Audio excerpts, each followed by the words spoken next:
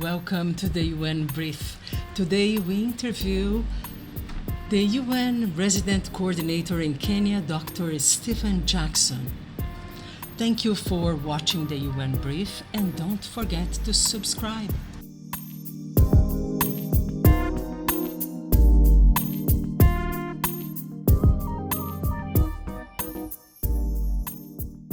It is my great pleasure to have today at the UN Brief Dr. Stephen Jackson. He is the Resident Coordinator of the United Nations in Kenya. Thank you very much, Dr. Jackson, for taking our call. Great pleasure. So tell us a little bit, what is the job of the Resident Coordinator? They sometimes say that it's the best, hardest job in the UN system, and I certainly think it's the best job I've ever had, either within the United Nations or outside it. What we try to do is to bring together, first of all, the actions of all of the different United Nations agencies, World Health Organization, UNICEF, Food and Agriculture Organization, United Nations Development Program, and so on. We have more than 25 of them operating here in Kenya. We try to bring together their actions to support Kenya better to achieve the Sustainable Development Goals and to accelerate towards the SDGs. And then ideally, when we've brought the UN together, we try to bring the UN together with others, obviously with government, first and foremost in Kenya, but also with other development actors, be they bilateral actors like individual countries or international actors, the multilateral development banks, and then particularly here, and I know we'll go on to talk about this, the private sector, both the domestic private sector and international. And just to say a word about why it's so important to come together. Two reasons, one thematic, one financial. Thematic, if you look at the 17 SDGs, they all depend mutually on one another. You can't eliminate poverty without eliminating gender inequality. You can't sustainably eliminate poverty without addressing climate change. So all of the 17 SDGs have to go together, and therefore the previously rather stovepiped work that we all did, agency by agency, has to come together. Secondly, scale. In UN Kenya, we're very proud. We program about 350, 400 million United States dollars per annum of ODA, official development assistance. That's tiny when you compare it to 50 million Kenyans.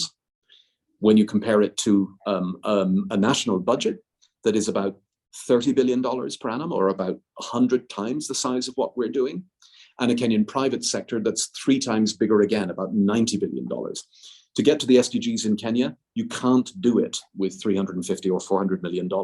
You can only do it if you can use what you're able to mobilize to leverage that much greater potential in the public and the private purse. And that's a big part of my job too. It is a challenge to bring together the agencies, right? Because the agencies are busy with their own plans. And then you joined about a year and a half ago as a resident coordinator, right? I mean, you were posted in Sub-Saharan Africa for at least the last 10 years, the last decade. You've been with the UN for several years. So you know the region quite well. You know the challenges present working with the different agencies and the different mandates and missions. So, and also this year now you are about to close this budget and this making a review of what has happened in the last 4 years. You were not there in the beginning, you wrapping it up. So what you see is are the lessons learned, so to speak, and what we are looking forward to once this cycle closes up. So Kenya's story is an amazing one at the national level, at the macro level. It's gone on this very dramatic flight from least developed country status to middle income status. It's a lower middle income country for a decade or so now. But there are, in a sense, two Kenyas. There is this incredible, vibrant, one of the most vibrant economies on the continent, very outwardly focused, very innovative. But there is also great entrenched inequality. And inequality, I think it's not exclusive to Kenya. That's the signature issue of our day, along with climate change, right, is growing inequality globally. So the leave no one behind challenge of the Sustainable Development Goals is what we want to focus on in the next 4 years. And we've been working on it hitherto in UN Kenya.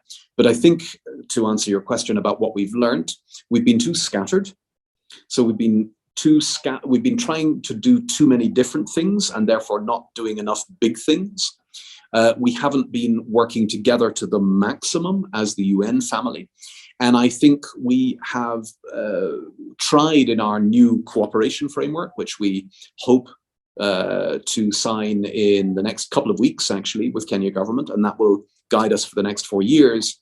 We really want to put a laser-like focus on leave no one behind and helping every Kenyan to share in this remarkable success that Kenya is. And you also spoke recently about the importance of working with the private sector. Can you expand on that a little bit? Yeah, and let me do so by giving you a really concrete example. So the Kenyan president, President Kenyatta, set 4 priorities for his final term as president. He's going to be finishing up in August, and there will be a new president after elections in August. His 4 priorities were agriculture and food security, universal healthcare, affordable housing, and industrialization. Now, each of those 4 lends themselves to private sector engagement. And by this, we don't mean corporate social responsibility, a little bit of charitable work by a company. We mean the opportunity for a private sector actor actually to make a healthy financial return, a profit, while also serving the goals of sustainable development. And the practical example I want to give you is in health. So the president put Kenya on this path towards achieving universal healthcare coverage. A big part of that is primary healthcare, is delivering primary health services to people in very remote parts of the country. We did a study together with McKinsey and the US Agency for International Development a couple of years ago that actually showed that there is a $6 billion profit-making opportunity in the delivery of primary healthcare to Kenyans in the most far-flung parts of the country. So you can actually make a healthy profit out of promoting health. And as a result of that study, major private sector actors like Royal Dutch Philips internationally, and Kenyan actors as well, have started to invest in the operation of primary healthcare clinics around Kenya. So this kind of instinct of seeing whether there is a synergy between public policy goals and private sector interest through public-private partnership is all about what we do. And we have a public-private partnership platform that helps to give birth to these partnerships to deliver, as of now, on those 4. It's called the Big 4 agenda. But what we want to do is to use that mechanism to deliver across all 17 SDGs in the next phase. What is the 4 agenda? Big 4 agenda. Can you? Sorry, that Big 4 agenda was that. Sorry, I beg your pardon. It's that those 4 issues that President Kenyatta identified for himself. So agriculture, food security, healthcare, industrialization, and affordable housing. But for us now, since there will be a new government, we want to say, why don't we also use public-private partnership to drive forward on sustainable energy? Kenya's at 90% renewable energy. Why don't we get to 100? We want to use it to drive forward on connecting every school in Kenya to the internet. We've currently, I think, government and UN together done about 5%, 10%. I'm pulling those figures off the top of my head, but I think it's roughly that. So how can we do 100%? And for that, you're going to need the heavy lift of private sector investment. Closing it up, in terms of innovation, you were in the beginning, we were discussing about how there is so much innovation in Africa that we are sometimes not aware here. We cited the example of M-Pesa, the payment, peer-to-peer payment platform. And also recently, there was a management of the desert locust, right, that could have made major ravage in food security, already did in some ways, but thankfully to donors and the work of the Food and Agriculture Organization actually managed to eliminate the problem, or at least control the problem sufficiently. Can you tell us about the importance of innovation in the work of the United Nations today? Thank you. You've teed the golf ball up very nicely. So let me talk about those too, but prefix it by saying that in many ways, Kenya and countries like Kenya are able to leapfrog. Never had to develop copper wire. Telephone networks went straight to mobile. But in particular here, the M-Pesa platform, which is digital payments on your cell phone wherever you are in the country. I could pay my electricity bill in 10 seconds the other day while I was in a very remote part of northern Kenya. But what we're using it for with Kenya government here is to do cash transfers to those most affected by the very severe drought in northern Kenya that is currently afflicting us. We've had 4 failed rainy seasons, nearly 4 million people in severe hunger. We're able to reach them with money, which is better in terms of their freedom of choice. It's cheaper, it's quicker, it's more transparent, it's better in every way. So M-Pesa is just one example. The second one, as you say, we had a major infestation of the desert locusts, which it's almost biblical. They ravage the crops and contribute to hunger.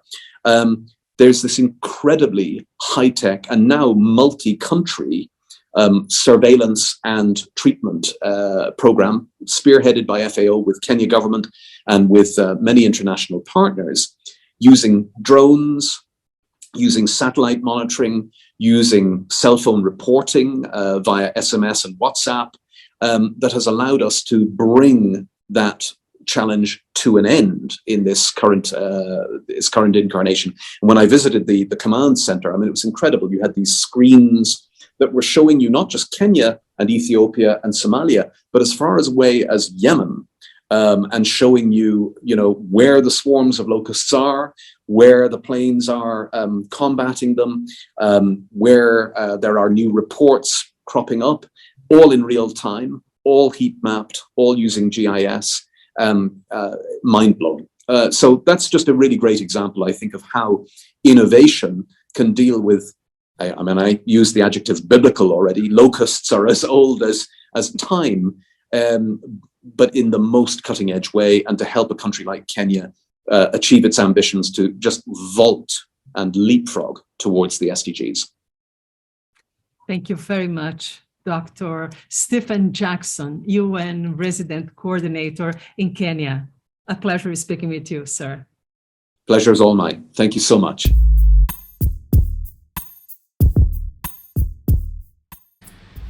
Thank you for watching the UN Brief, and don't forget to subscribe,